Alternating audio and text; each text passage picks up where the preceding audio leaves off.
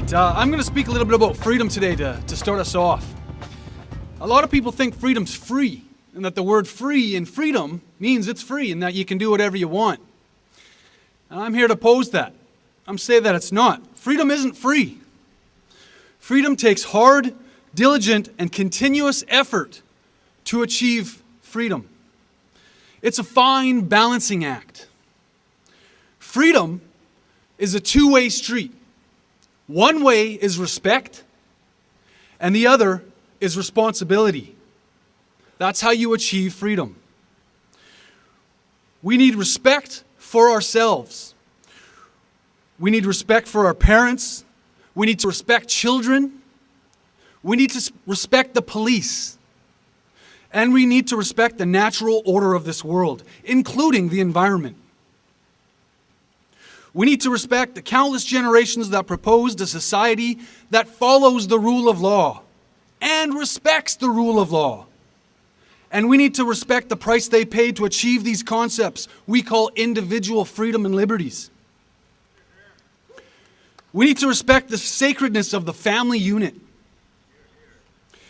and its place in a free society. We need respect in order to serve the community that will protect the individual and their individuality. We need respect for what we don't know, and for the honor that comes with knowledge and experience that will propel us to become better and bigger and stronger individuals. We need to respect opinions and the freedom to speak such opinions, even when they contest history, authority, or our very own ego. We need to respect conflict and the result that is produced from conflict. For who knows where I would be if I never respected the cognitive dissonance and conflict I battled when I learned about 9/11 and all the other historical lies that have brainwashed our society with toxic manipulation.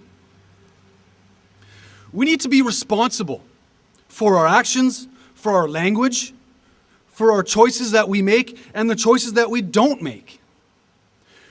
We need to be responsible to improve our own health, our own happiness, and the direction we take our lives.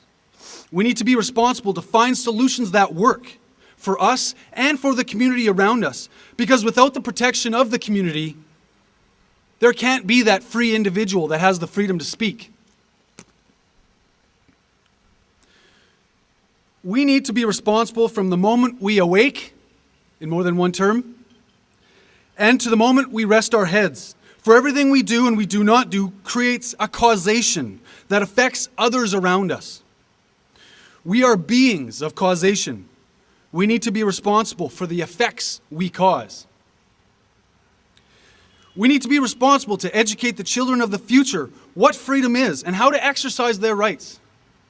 We need to practice the art of freedom sword fighting amongst each other so that we learn how to stand our ground, stand in our power with honor, bravery, and compassion. We need to be responsible to forgive those who do not know what they do, and for those who use blame as a scapegoat to justify their actions.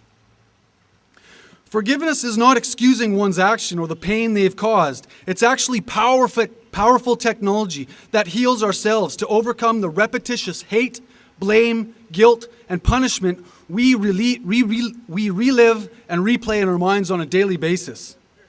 It's not about forgetting, it's about forgiving. Most of all, we need to be responsible to continuously educate ourselves and to improve our cognitive skills and to train ourselves in the art of humaning as a verb. We are teachers, and it's our responsibility to manifest the world we want to create, not react to the emotional roller coaster stupor that has controlled society for hundreds of years. All of us here are leaders. And in this moment of truth, it's our responsibility, like it or not, to teach others how to behave as civilized human beings, being compassionate, caring, understanding, respectful, happy, loving, and honorable. It's our responsibility not only to love ourselves and love what we do, but to protect It's not only our responsibility to love ourselves and what we do in this precious moment we live, but to love our neighbors as ourselves. For love is the only thing that you can give away and end up getting more back.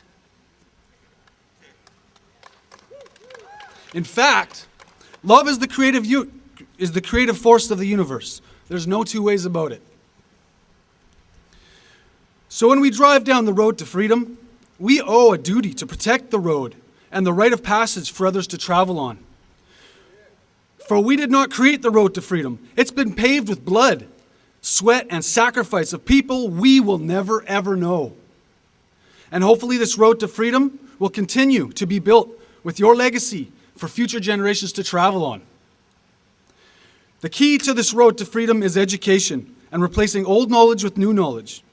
For knowledge is power, and with this power comes great responsibility. And although it may be tough to change and renew our beliefs and opinions, I'm sure all of us here are slowly getting used to it. So let's hear it for change, because we are change. So remember, freedom isn't free. Freedom takes hard, diligent, and continuous effort to achieve. It's a fine balancing act. One thing that I got to say lastly is that knowing your rights is one thing. There's an old saying that says 99% of life is showing up. I'd say the 1% is finishing. So in relation to freedom, 99% of life is knowing your rights. It's the 1% that exercises them. Thanks.